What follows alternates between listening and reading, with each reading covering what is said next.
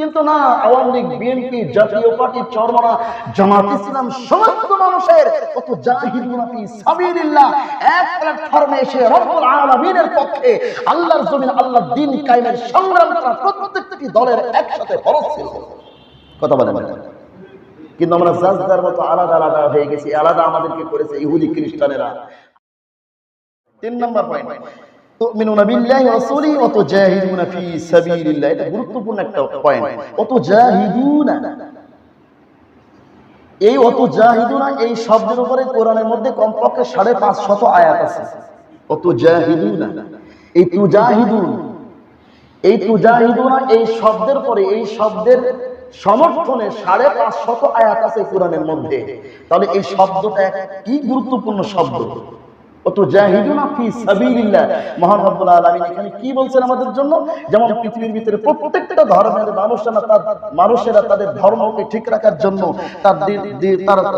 তার দলকে ঠিক রাখার জন্য লড়াই, সংগ্রাম, চেষ্টা, প্রচেষ্টা যেখানে যেভাবে চেষ্টা চালিয়ে যাচ্ছে, ঠিক তদ্রূপ ভাবে আল্লাহর জমিনে আল্লাহর দ্বীন কায়েমের জন্য, রক্ষা করার জন্য তোমাদেরকে জিহাদ করতে হবে, লড়াই করতে হবে, সংগ্রাম করতে হবে, যেখানে যেভাবে যেই কায়দায় সুবিধা।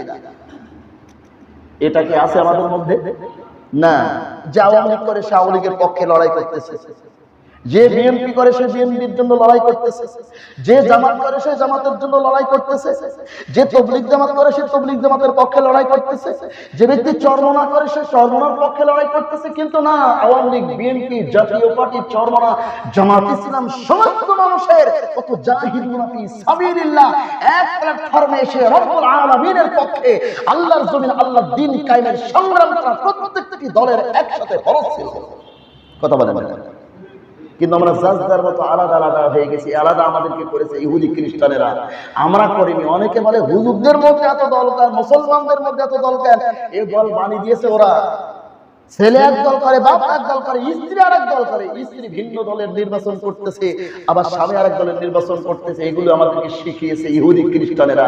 যার কারণে আজকে পরিবারের মধ্যেও শান্তি নাই। এই রাজনৈতিক কারণে বিভেদ সৃষ্টি করে দিয়েছে।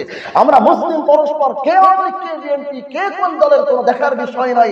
অত জাহিদুনা ফি সাবিলিল্লাহ, প্রত্যেকটি মুসলিম যে ব্যক্তি ঈমান এনেছে তার নৈতিক দায়িত্ব আল্লাহর জমিনে আল্লাহর দ্বীন কায়েমের সংগ্রাম করার চেষ্টা করা।